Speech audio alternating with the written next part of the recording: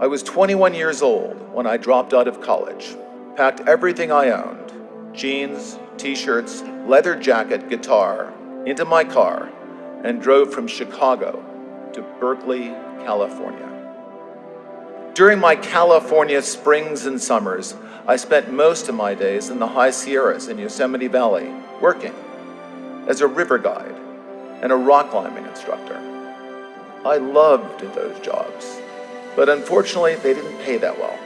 So I also got a job working a couple of days a week as a computer programmer back in Berkeley. I had learned to program in college. I didn't love programming, but it was fun and I was good at it. And computer programming gave me the same kind of satisfaction as solving math problems and playing chess, both things I enjoyed before I became a confused teenager.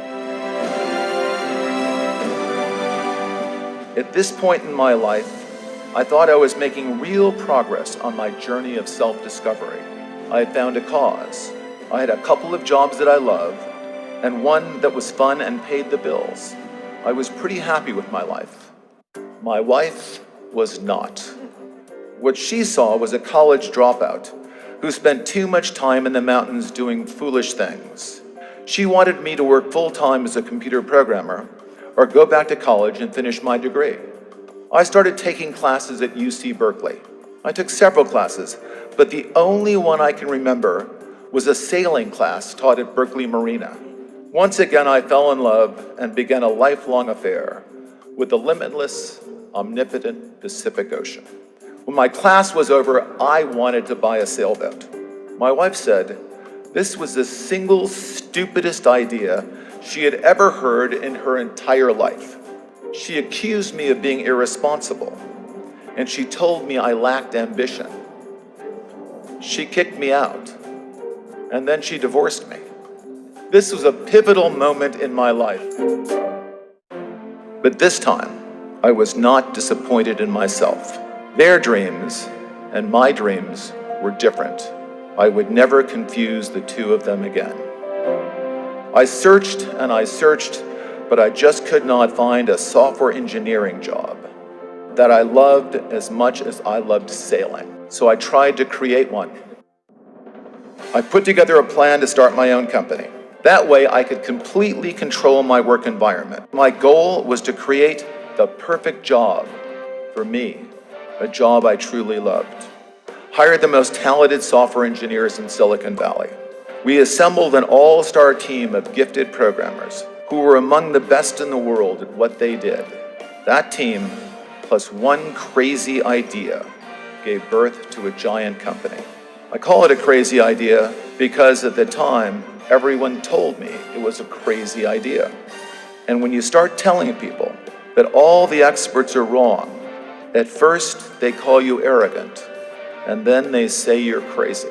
When people start telling you that you're crazy, you just might be onto the most important innovation in your life.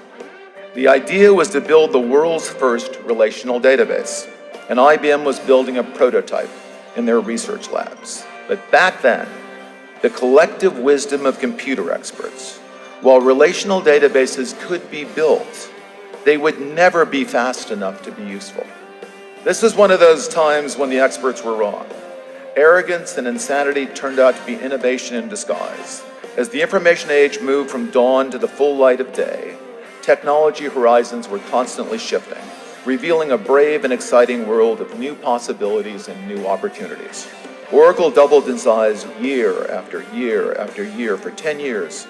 I had set out to create the perfect programming job for me. Instead, I created a job where I had to stop programming altogether. I attempted to create an environment that I could completely control.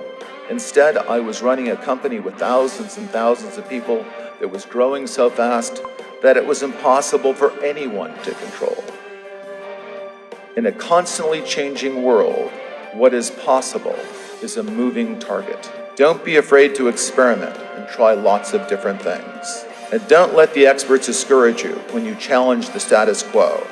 Each of you has a chance to discover who you are rather than who you should be. A chance to live your dreams, not the dreams of others. Each of you has an obligation to commit to a righteous cause one that elevates you and improves the conditions of humanity and the planet. Until you find a job that ignites your passions, like I did. Even better, you just might find one that you love.